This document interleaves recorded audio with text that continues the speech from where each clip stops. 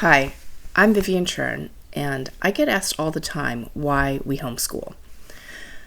My son had been in traditional school until the 4th grade. Report cards that he brought home always reported satisfactory marks, but in the 3rd grade, when he took the state test, he fell below standards in both categories of English, language arts, and math. I silently asked myself, he went to school for 4 years and the cumulative result was below standards on all core measures. At the end of the day, most every parent wants their kid to be happy, confident, and fully prepared for life, and able to think critically, solve problems, and follow their dreams. But when we look at our traditional education system, does it really help deliver on that promise? For us, it did not. I'm challenging the status quo by looking at how true education should be about drawing out each student's unique potential. And why, in my experience, homeschooling does well where traditional schools often fall short in achieving that goal. Let's start with the basics. To educate means to impart knowledge, skills, and values. But it also means to draw out a student's innate potential. It's not just about delivering facts. It's about nurturing, fostering critical thinking, and helping each student grow into a discerning, independent learner. It's about developing each child's natural talents, their abilities, and their interests in a way that allows them to grow into their best selves. To me, guiding students to think critically, solve problems, and discover their passions through curiosity-driven learning is so rewarding. This concept then shifts the focus away from the rote memorization and standardized testing dynamic to personalized learning, exploration, and self-motivation.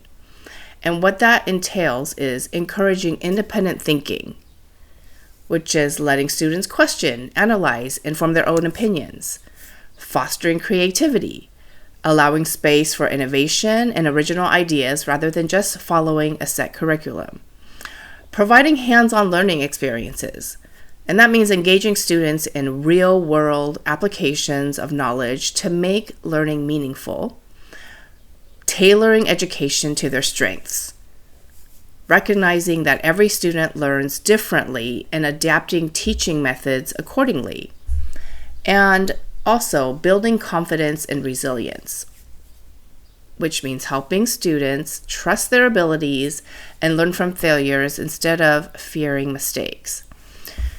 In contrast to traditional education, which often focuses on what students should know by a certain age, drawing out potential is about nurturing their unique journey, helping them become lifelong learners who can adapt, create, and thrive in an ever-changing world. Imagine a curious child. In their hands, they hold a tiny seed. Coincidentally, the seed represents unseen potential. In a traditional classroom, instructions might include plant it here, use this soil, water it this much, leave it by the window, and let's wait 3 weeks.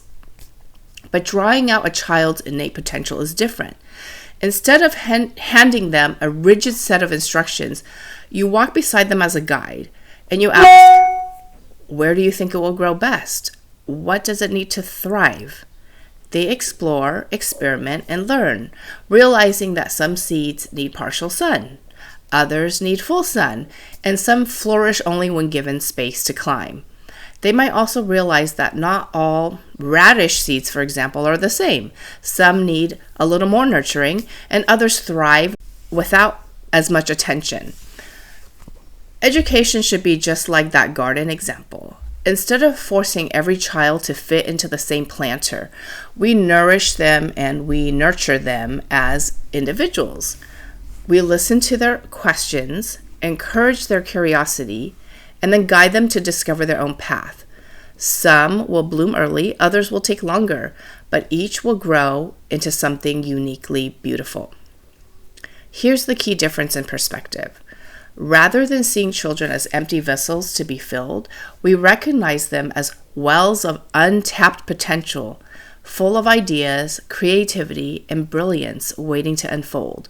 When we teach in a way that draws out their gifts, we don't just create students, we cultivate thinkers, dreamers, and innovators that shape the world. Our American education system is largely measured by grades and test scores. Rather than assessing how effectively teachers reach their students, the focus is on beating standardized tests. In this business-like system, students are often blamed for low scores, while teachers rarely receive feedback to improve their methods. Case in point, my son's reaction when the state test scores came in the mail was, "Did I fail?" Even he learned to blame himself. Of course, I was quick to correct him, and I told him, "No, you did not fail. The system failed you."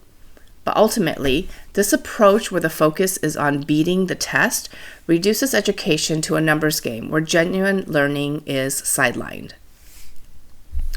When education is all about memorizing facts for tests, students miss out on developing critical thinking, creativity, and problem-solving skills, qualities that are essential for success and happiness in life. This narrow focus can lead to low self-confidence, to disengagement, and a lack of fulfillment in both personal and professional realms. This disengagement started early for my son. I noticed it in first grade when he was no longer excited about reading. With each passing grade, he came home with more blank assignments because he was simply uninterested in filling out the worksheets. For my younger daughter, I noticed it in kindergarten. She complained to me about sitting for too long and getting hand blisters from being forced to color endless letters and numbers when she was ready to read and add. There are early signs that a student's education isn't tapping into their potential. If you simply observe, you might see a lack of curiosity, or a student rarely asks why or how beyond the basics. Disengagement in learning shown by boredom and minimal participation, over-reliance on memorization, which hinders creative problem solving. They might have low self-confidence and anxiety about grades, or inflexible thinking, leaving little room for creative exploration, and sadly, you may see limited initiative for independent learning. This was us back in 2017. When I turned to homeschooling, I was determined to build my son's self-confidence back up, ignite his curiosity and love of learning once again, and in the short term, show him he can beat a test if he wants to beat it. The test beating part took a year, but bringing back the love of learning took about 2 years at least, and the self-confidence part followed afterwards. So when I contrast traditional school with homeschooling, where the focus is on how well the parent-teacher connects with the student, I can look back and say I am happy with the results, and so are my children. By the way, after working with me, my son took the state test the next year in 4th grade, and not only did he meet the standards, but exceptionally exceeded them. How did we do that? Well, in a homeschool setting, lessons are tailored to a child's unique learning style. Feedback is immediate, and education becomes a personal journey. It takes time, observation, adjustment, and perseverance. But this approach empowers students to think critically, come up with their own ideas, and pursue their passions. If my son had remained in traditional school with his one-size-fits-it-all approach, I believe he would have continued to struggle and his confidence would have suffered and his future prospects would have looked discouraging. Because of homeschooling, he is confident and curious. He recognizes his strengths, which are in spatial reasoning, drawing, and pursues his interests with passion. As a high school sophomore, he was accepted into UCLA's first Cosmos program to explore his love of mechanical engineering and aerospace. He pursues competitive esports and is ranked the top 400 and rising out of millions in the game. And he took initiative to start a YouTube channel. It's important to acknowledge that Traditional schools do offer unique benefits, such as diverse extracurricular programs like sports, music, band, and the arts. They do have specialized resources like trained professionals, for example, guidance counselors, special ed services, and access to advanced academic programs. They also have a structured environment, a clear routine, external motivation, exposure to a variety of teaching styles, and peer interactions that prepare them for different real-world experiences. Those are things that many families appreciate. In fact, my daughter chose to attend a local high school as a freshman for some of those precise benefits. She wanted to play basketball for the high school, meet peers, try student government, track and field, and try some advanced classes. These advantages, however, often come at the expense of individualized attention, authentic engagement with each student's potential. Although my daughter enjoys spending time with her peers, participating in high school sports, and attending social events like dances, she found the educational experience lacking. She noticed an emphasis on busy work, rote memorization, and a strong focus on students simply trying to beat the test rather than engaging in meaningful learning. In the short term, an education system focused on busy work, memorization, and test performance can lead to disengagement, lack of motivation, and frustration for students.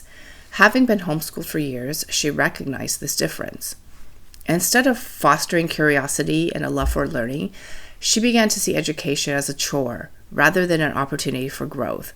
She thrives on creativity, critical thinking, innovation, and hands-on learning, and the traditional school atmosphere felt a struggle to stay engaged.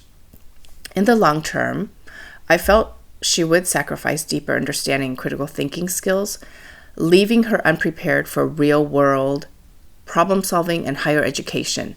Additionally, although she got straight A's, the overemphasis on test scores and grades were contributing to some anxiety and burnout, and negatively affecting her enthusiasm for lifelong learning. My personal opinion is that education should empower and inspire, fostering not just academic achievement, but critical thinking, creativity, and a lifelong love of learning. It was such a joy when I could watch my kids pursue their passions and self-motivate. I never needed to tell them to practice their skills. On their own, they pursued their interests, asked for classes, books, and other resources. They read them on their own. They researched on their own and became young entrepreneurs on their own. They learned while doing. I only acted as a guide and a support. Whether you choose homeschooling or traditional schooling, the goal must be to nurture your child's true potential rather than simply measuring them by grades and test scores. When we focus on real learning, we set the stage for a future where our children are confident, capable, and truly happy. If you believe in an education that unlocks potential, inspires true learning, share your thoughts in the comments, hit that like button, and subscribe for more insights on transforming education.